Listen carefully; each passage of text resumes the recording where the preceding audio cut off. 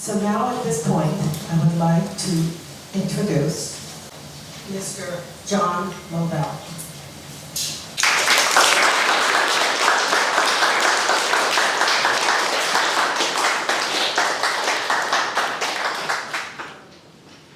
Thank you. I just realized I didn't prepare what I was going to read. Maybe we won't read. Thank you for coming and celebrate Mimi.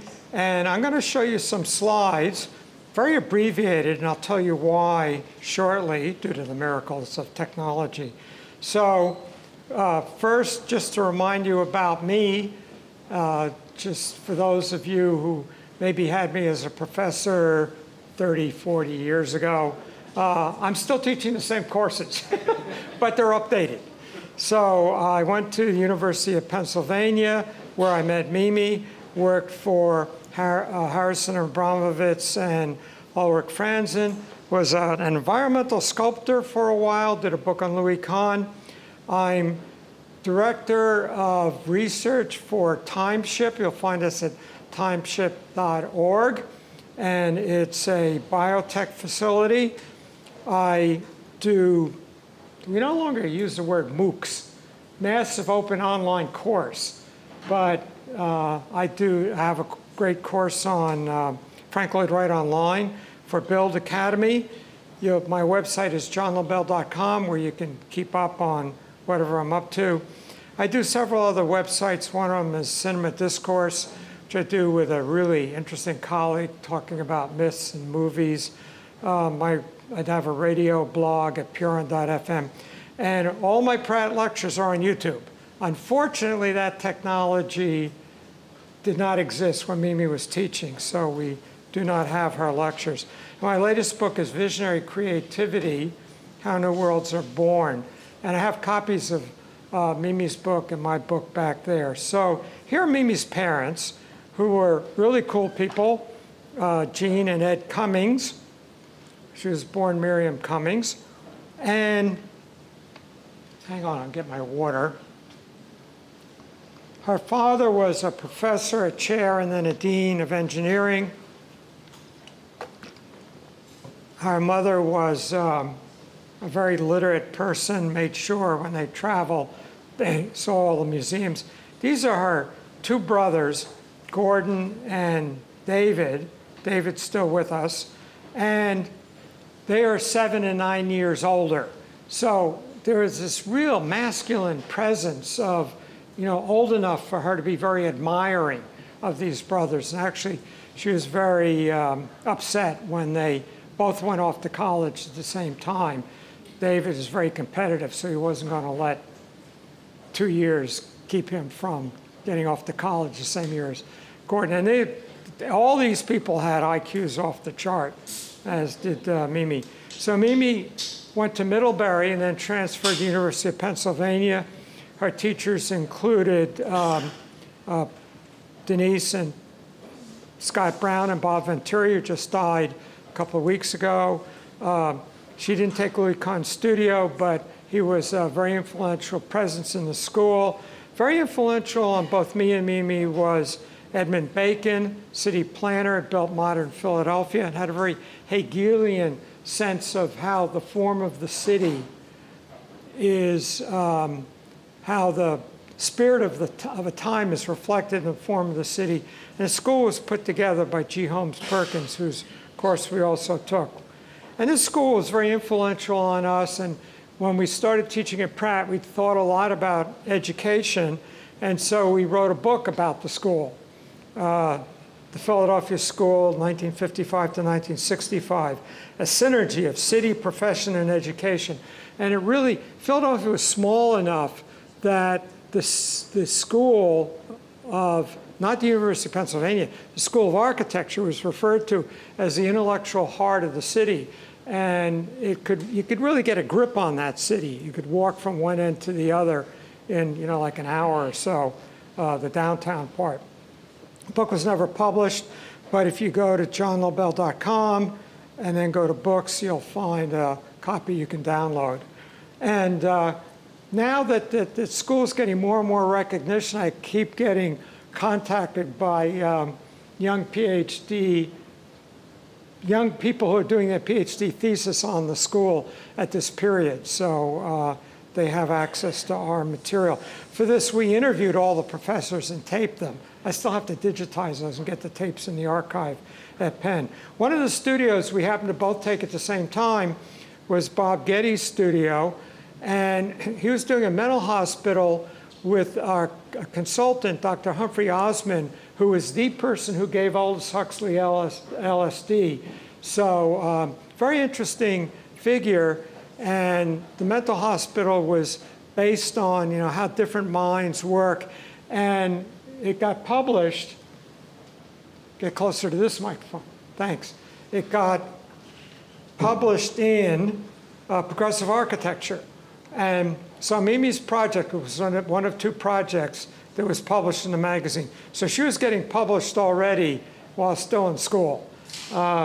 And then she married the cool guy with the hair, the flat abs, and the BMW motorcycles when she was still in Penn. Then she went to New York, or we went to New York. She would have been happy to stay in Philadelphia. But I wanted to go to New York because I had grown up on Long Island. And first she went to work for a firm called Kahn and Jacobs, and a very flamboyant designer was the dominant figure in the firm, Der Scott.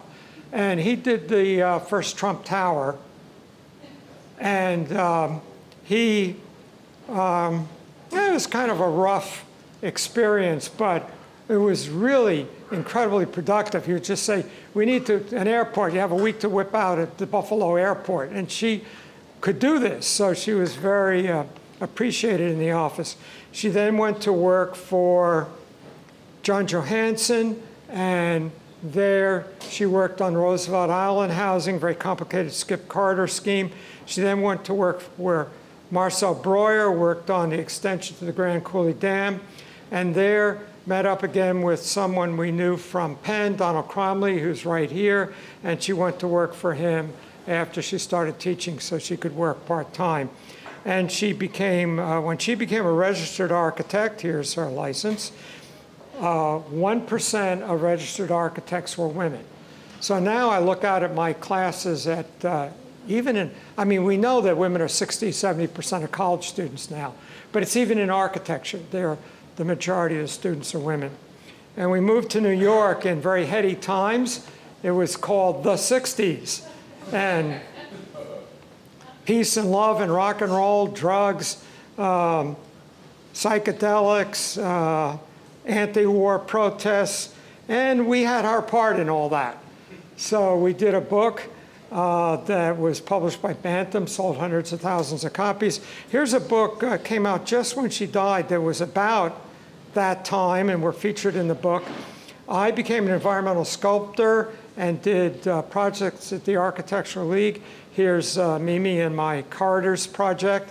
And she became secretary of the League, one of the officers. So, and then we got interested in spiritual disciplines.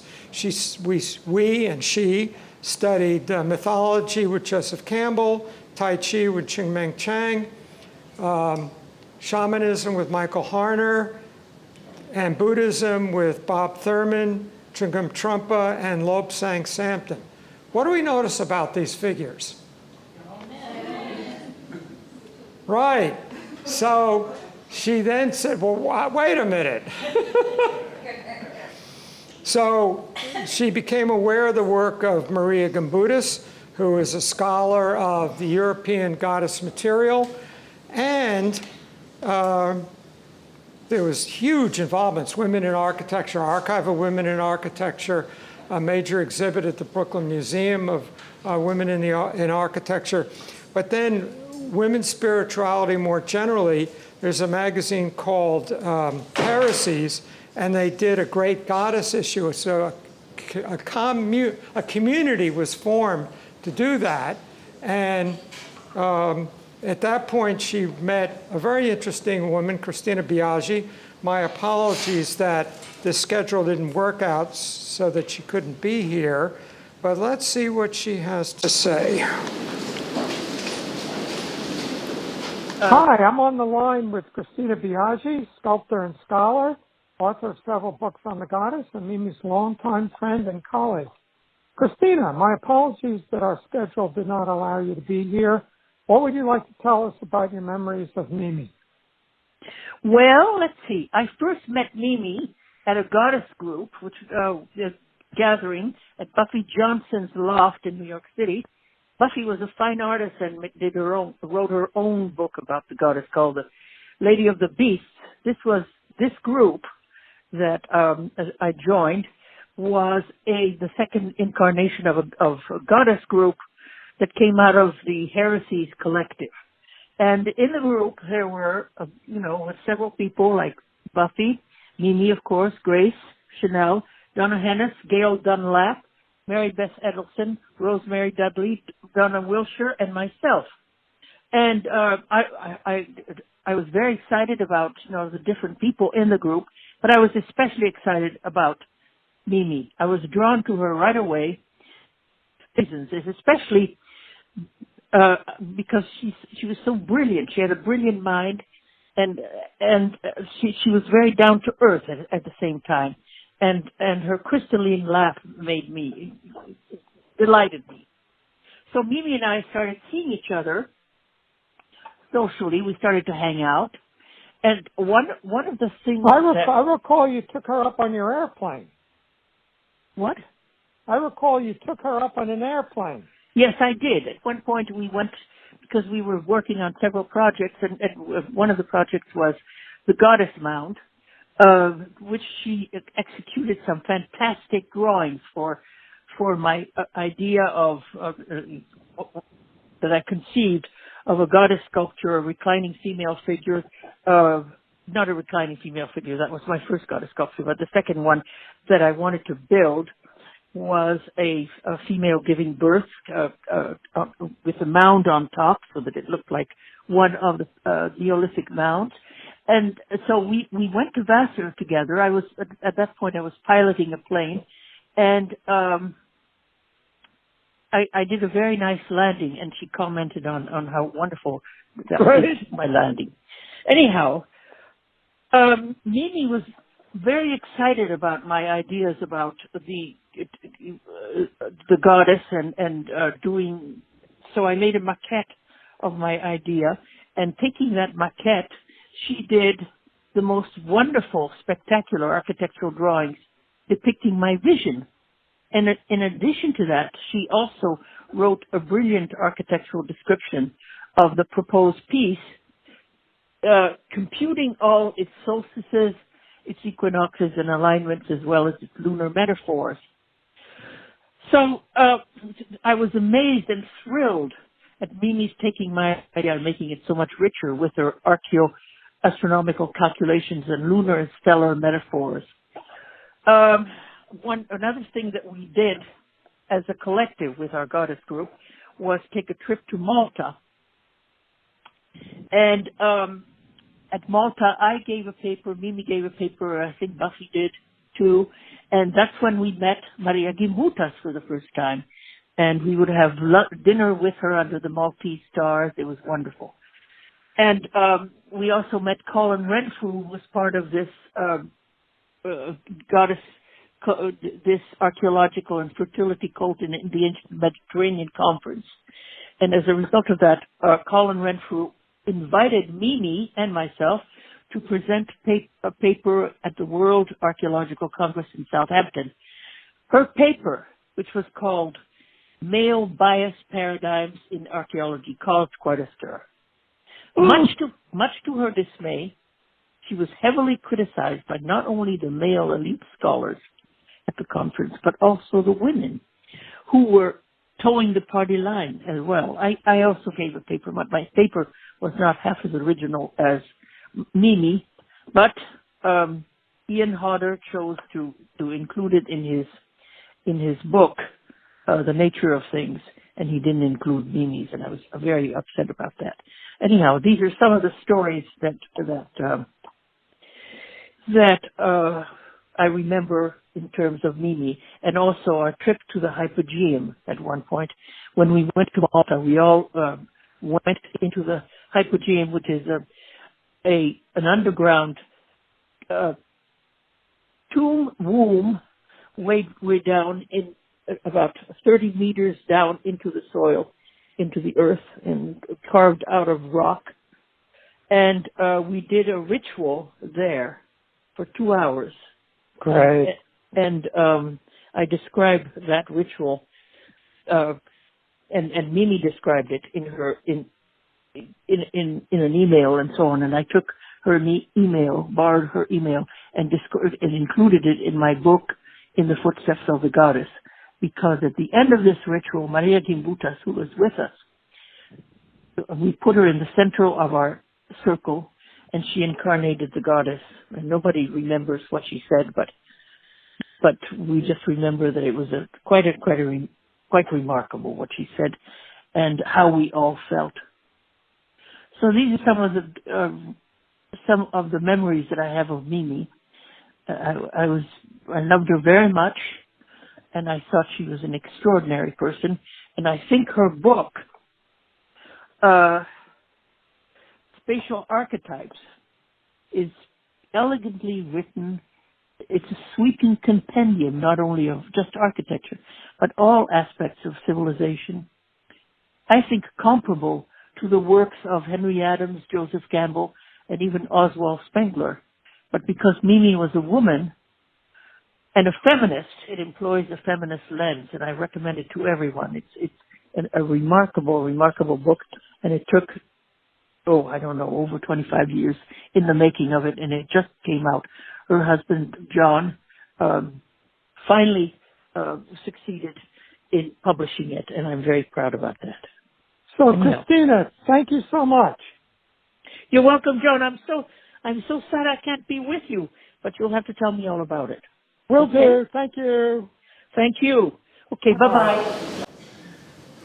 So, for her scholarship, and with sometimes with these women, Mimi traveled all over the world.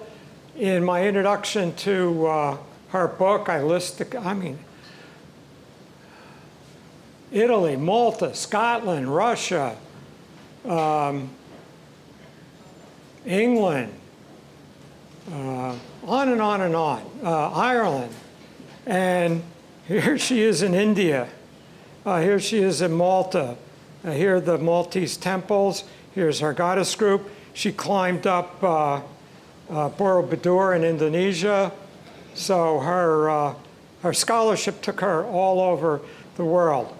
She taught at Pratt from 1972 to 2001, and the first course she taught was Architectural Alternatives, where they had a series of guest lectures of architects doing other interesting things. She taught design studio, first year, just to prove she could do it, an engineering course, life support systems, a course in non-Western architecture. She did a course, Myth and Symbol in Architecture, which really is the material in her book. And then at the time of her death, for a few years, she'd been doing a studio called Riding the Tiger. And what she did was she would have the students identify someone they admired. Might be a basketball, it could be Rodin, it could be Leonardo da Vinci, but it could also be a skater, a video game creator, whatever the kids were into. And then they would design a place for that person, which would either be their studio or maybe a memorial or museum that would celebrate them. And it really allowed the students to work from their own interest. And she did a lot of psychological work with the students where they would go into their dreamlike states to bring out their creativity. Here's a program for the Riding the Tiger studio. She did one studio, they did a cultural center for Tibet in Manhattan. Here she's presenting the material to the Dalai Lama. Here's her list of how the chakra system represents levels of interest in architecture. And because she allowed the students to work from their own culture, she attracted a lot of international students, Islamic students, black students, particularly students from the Caribbean, and they could do projects based on Santeria, which they otherwise, wouldn't dare talk about that. I remember one bull session late into the night in her studio, a woman from Trinidad and Tobago said, "I go to Mass every day," Jewish Catholic. And I said, "Have you ever told anybody," she's in 5th year, "have you ever told that to anybody at Pratt before?" And she said, "No." So we live in an environment where you really can't talk about your inner interests, even in what's supposed to be an art school. She created an environment where they could do that. So I think that's what was unique about her teaching.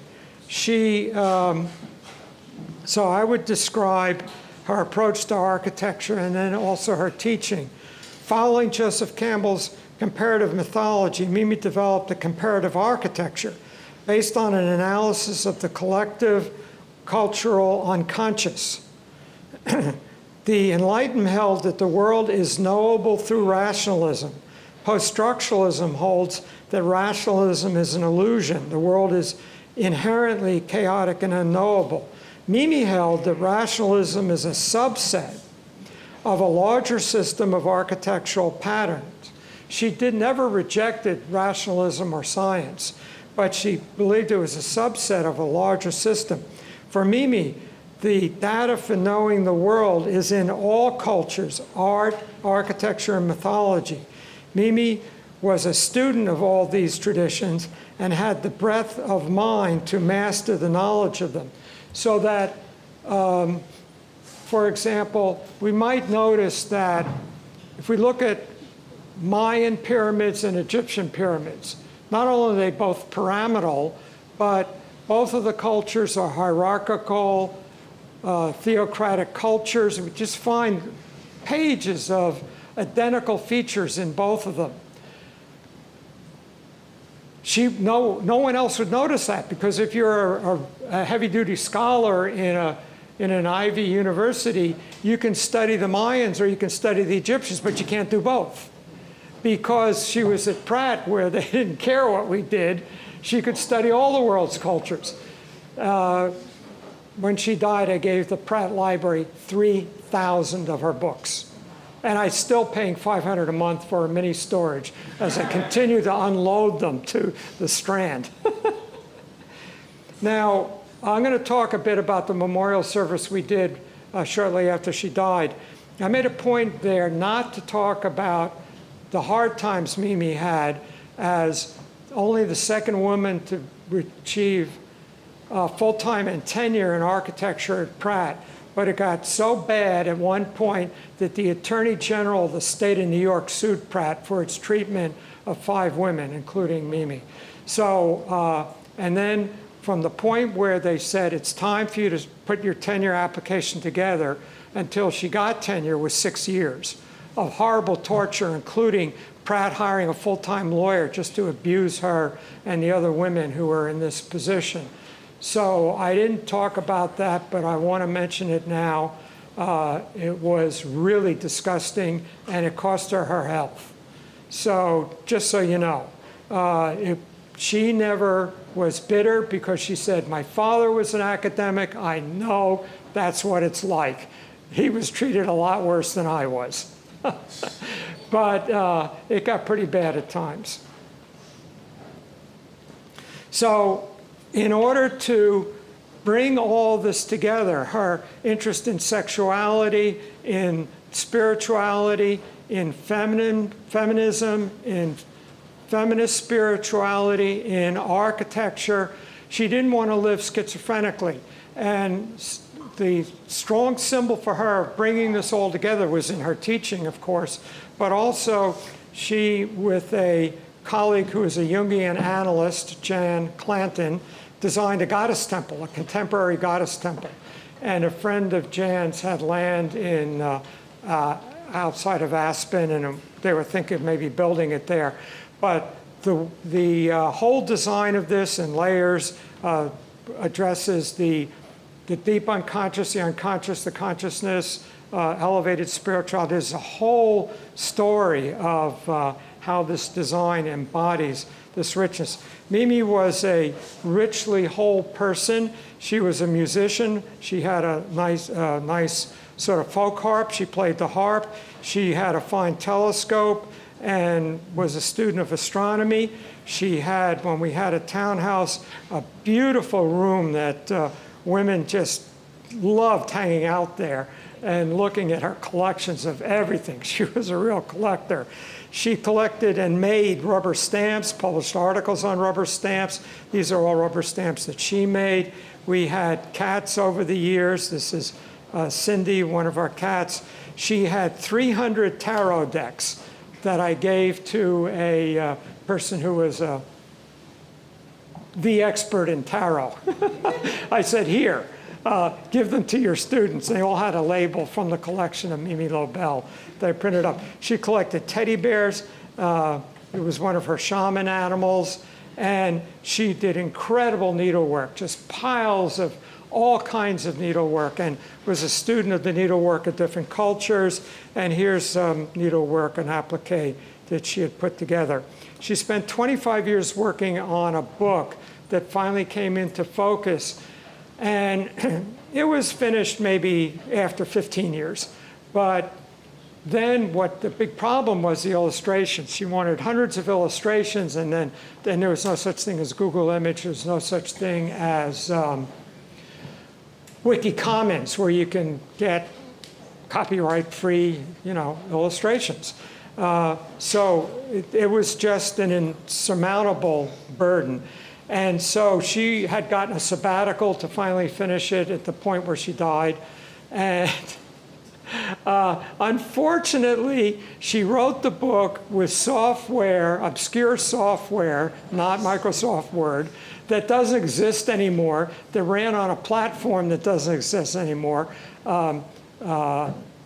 operating system 9 as opposed to 10 on the Macintosh. Which doesn't, you ran on chips that don't exist anymore.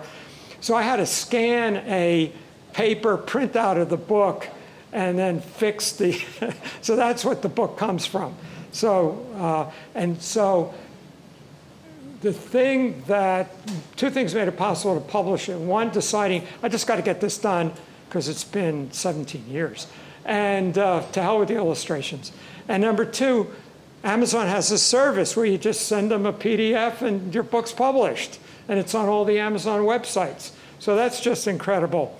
And rather than read from it, I'll just tell you a bit about what it was about. She saw a pattern in all cultures, that Christina mentioned Spengler, and Spengler shows how there are independent cultures, that history doesn't go ancient, Greece and Rome, Middle Ages, Renaissance, modernism, with some non-Western footnotes. But rather, there are numerous, for Spengler, 9 high cultures, but really dozens of cultures. And every one of them begins in what Mimi called sensitive chaos, which is hunter-gatherers. But she saw the psychologies of these cultures. So that the sensitive chaos, it's as though people are a fetus in the womb, that they are part, the womb being the earth, the mother of the goddess, so that they are part of the earth, that the energies of the earth flow through them. They are flowing in them. And then in the Neolithic period, when there's beginnings of agriculture, small towns, it's though the baby's been born and is glommed onto the mother's breast. So the earth is the whole universe is this mother goddess. And it's a goddess of both birth and death. And then you notice there's a point when the male child starts to punch out his sisters and then get a little obstreperous with its mother. And that's the emergence of the male ego. And that's kept under control through thousands of years of human history until it breaks through, and a period of Bronze Age warrior chieftains. We know them best as the figures in the Iliad and the Odyssey. If you want to know their psychology, that's what the Iliad's about. It's about the psychology of Achilles and how he's being disrespected. But the point is, every culture has that. You have these tall, Bronze Age Chinese warriors buried with their chariots and horses.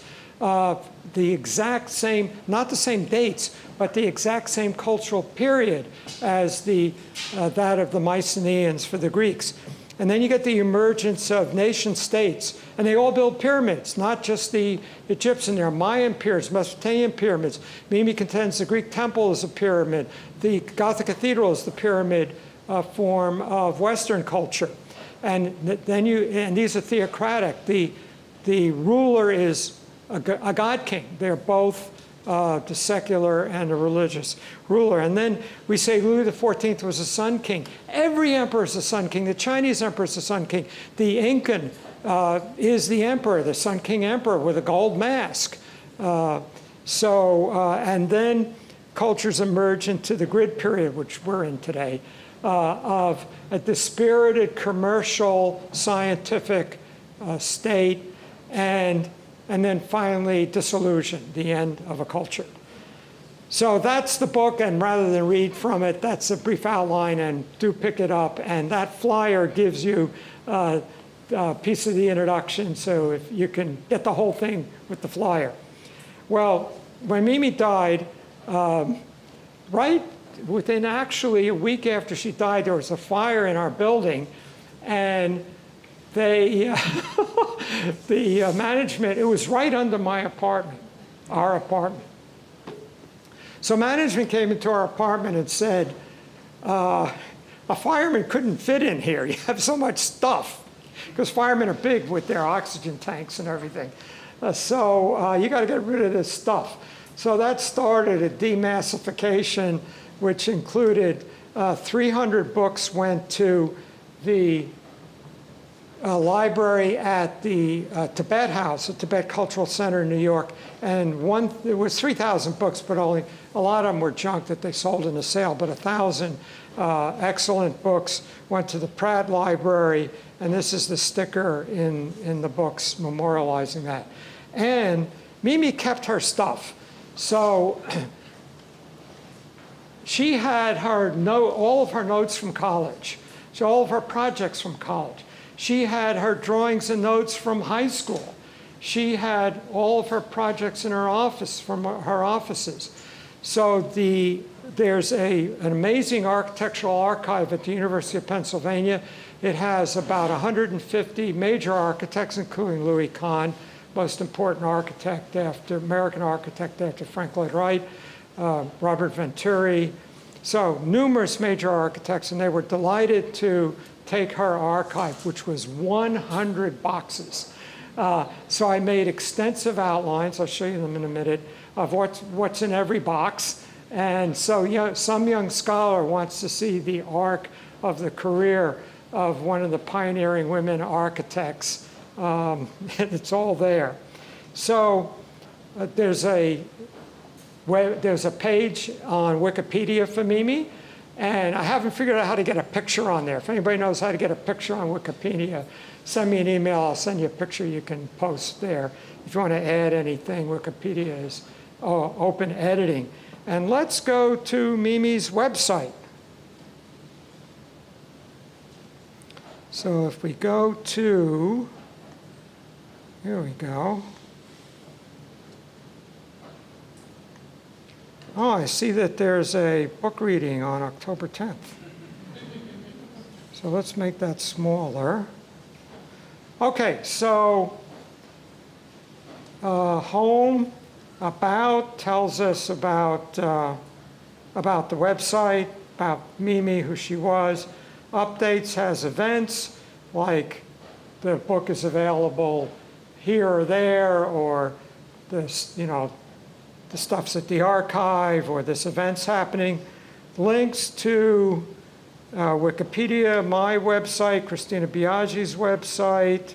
We just heard Joseph Campbell. She was involved with the Joseph Campbell Foundation. Maria Gambudis' website, on and on. So all the stuff that I've been talking about are there. Contact, how to get a hold of me, Christina, the archive, and then about Mimi Lobell. This is the bio in the book. Now, how many people were at Mimi's memorial service September 2001? Okay, for those of you who were and want to remember, for those of you who weren't, you just click right here.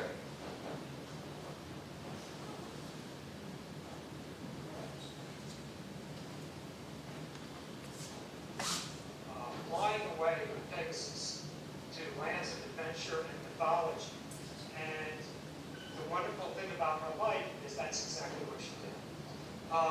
She was in Ireland, Germany, Russia, Bali, India.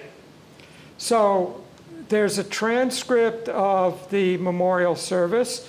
The dean spoke, one of our colleagues who's right here, Theo David, spoke. The chair of the department, Anthony Caradona, spoke. And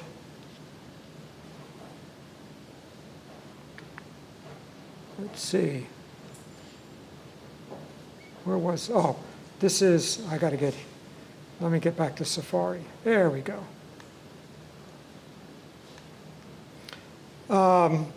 Design projects, all I have on here is the Goddess Temple. I put all the stuff in boxes and sent them to Penn, so I don't have much of her stuff, but I have some of it. If anybody has any of her stuff, let me scan it and email it to me, I'll put it up. Her resume, 31 pages. So it's downloadable. I didn't put it on here. She just wrote articles and traveled and lectured. Her teaching. I have a videotape of one of her juries, but a gay Middle Easterner is doing a belly dance presenting his work, and I'm worried it might get him in trouble in Kuwait, so I didn't put it up there. So unfortunately, her stuff, we didn't have recordings then. I have some tapes of her, but I haven't found where they are. Now, I want to say, I'll go back to this in a minute. So here's her book, contributes to books, articles. Oh, memorial service, that we just saw that. We have a transcript, we have the video, and remembrances. So if I'm John Lobell at mac.com, or if you go to johnlobell.com, you'll find my email and phone number. And if you want to write anything, we can put it up on the website. So if you email it to me, I'll put it up. And finally, I'll say one thing. So I spoke about Mimi's run-in with Pratt, and she had a wonderful career at Pratt, but there were some, nasty moments there, which I mentioned. In my introduction to her book, I wrote about what I saw as a conflict between political feminism and spiritual feminism.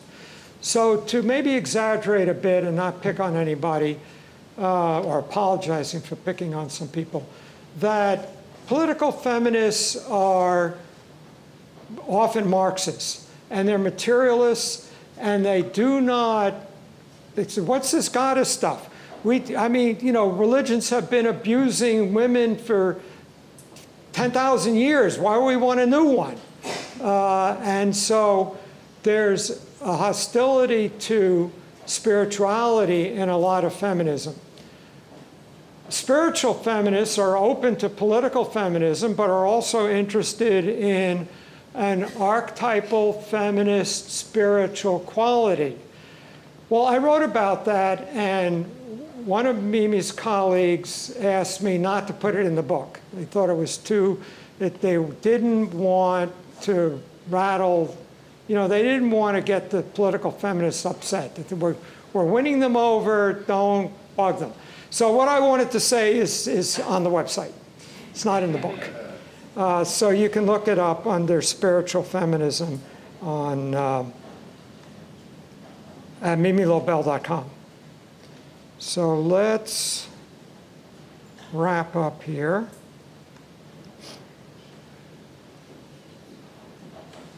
So here's the memorial service from 18 years ago. You can watch the whole thing. It was taped. It's not high quality, but you get, and it's also a transcript. And then I showed slides of her throughout her life, and it was a wonderful life, and thank you all for coming.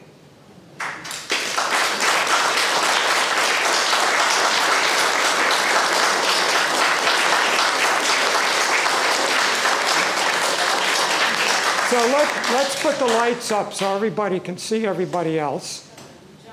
Yeah, and so let's see if there are any people that want to make some comments. Oh, we have somebody who wants to make a comment. Well, come on up. You have to talk at the microphone. No, wait till you get to the microphone. And you got to get real close. I'm John's sister, so I remember. Tell us your name. Griselda, and I'm a writer, and I know the struggle Mimi went through to write her book, and she was always talking about ideas. And I know the struggle John went through to get it out. But I feel that Mimi had insight not only into the past and structures of the past, but into the future and what's happening now. So, I wrote an article about her book, and I said, although her last chapter on disillusion was not complete, she left these notes. Disillusion refers to the ultimate disintegration and death of a culture, breakdown of social structures and institutions, ad hoc groupings and cults, experimental communities and families, decadence, terrorism, anarchy, death, survivalism, nihilism, opportunistic worldview, scavenging, recycling, sampling, eclecticism. Its multi-dimensional time space is marked by the wasteland, charnel ground, apocalypse, chaos, shantytowns, urban decay, homelessness, refugee camps, battlegrounds, and virtual space. I believe her next archetype is the grid, which we see whenever we walk down the street in New York City. I believe the grid does define our visual world today, with square buildings with rows of windows, computer images broken into pixels, maps, graphs, medical and cosmic pictures with organic forms imposed on them. The weakness of the grid is that if pressure is put on any one point, the rest of the grid collapses and deforms from that one point and spreads to the whole. Disillusion or chaos occurs when the grid no longer functions to hold the society together, and corruption mars the halls of power and the streets. In an attempt to redeem the just and the true, social revolutions are occurring. So why don't you just summarize that? Okay. What's happening now is that in response to the social revolutions, those in power are trying to grab it with a whole lot more totalitarian and aggressive effort. So that if you read her book, it's like she had actually was thinking, what was the archetype of the future? What did she read the book. Well, anyway, Thank you. It's very inspiring, and I loved her and made her legacy last forever. Thank you.